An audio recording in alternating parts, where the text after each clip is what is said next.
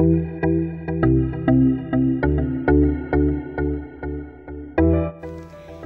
sommes en direct de l'université Jean Moulin Lyon 3 sur le plateau de FDV TV. Monsieur Croze, vous êtes spécialiste de procédure civile et la loi du 17 juin 2008 vient de réformer la procédure civile. Pourriez-vous tout d'abord nous indiquer quel est le champ d'application de cette loi ? Effectivement, je ne sais pas s'il faut être spécialiste de procédure civile pour parler de cette loi, parce que c'est une loi qui est dans le Code civil, et tout le monde se demande d'ailleurs si la prescription c'est du droit civil ou si c'est de la procédure civile. Enfin bon, c'est une loi qui est très importante et qui était attendue, qui fait partie de cette refonte du Code civil qu'on est en train de faire de façon quasi permanente actuellement. On a une réforme aussi du droit des obligations. Et là, on va retrouver les deux volets d'une prescription civile classique, c'est-à-dire la prescription extinctive qui fait disparaître le droit, puis la fameuse prescription acquisitive que tous les étudiants connaissent parce qu'elle porte un nom bizarre, l'usucapion, c'est-à-dire la possession prolongée. C'est vrai que c'est deux questions assez différentes, mais qui ont toujours été liées dans le Code civil. Et là, on a une double réforme, prescription extinctive et prescription acquisitive. Monsieur le professeur, en ce qui concerne la prescription extinctive, qu'est-ce qui change avec cette loi ? Alors effectivement, c'est surtout en matière de prescription extinctive qu'il y a des nouveautés, qui sont pratiquement intéressantes. Bon, la nouveauté la plus connue, c'est que le délai est réduit considérablement, puisqu'on tombe en principe à 5 ans, alors que le délai de droit commun était de 30 ans.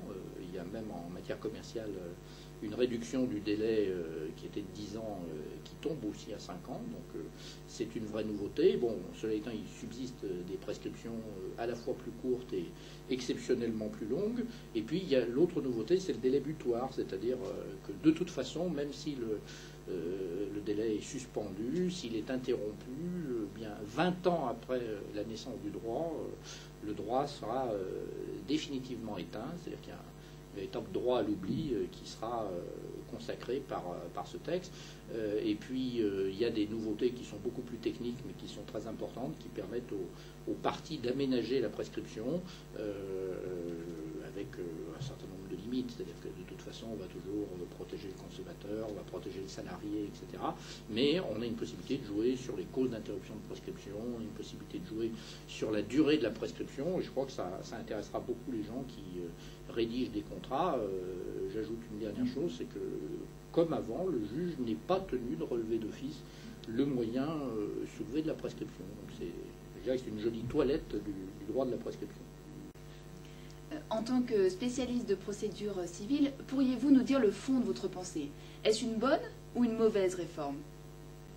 Alors, une fois de plus, je ne sais pas s'il faut répondre en tant que spécialiste de procédure civile. Je note que on a l'article 2221 du Code civil qui dit maintenant que la prescription extinctive est soumise à la loi régissant le droit qu'elle affecte, ce qui semble prouver que la prescription est attachée au droit et qui disparaît, c'est pas uniquement l'action en justice, c'est le droit même. Et je crois qu'on peut porter là-dessus une appréciation de juristes en général. Enfin, tout le monde, il y avait une unanimité pour dire que les prescriptions étaient trop longues. Même la Cour de cassation, dans les rapports qu'elle a pu déposer successivement, disait qu'il faut réduire la durée de la prescription. Il y avait également un désordre du droit de la prescription qui était dénoncé par les auteurs avec des techniques très compliquées d'interversion de prescription.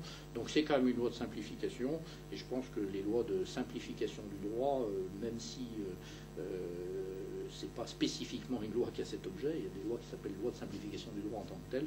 Des lois qui simplifient réellement sont des lois qui sont bienvenues. Merci beaucoup, Monsieur Croze, et rendez-vous le mois prochain pour une nouvelle interview sur FDV TV.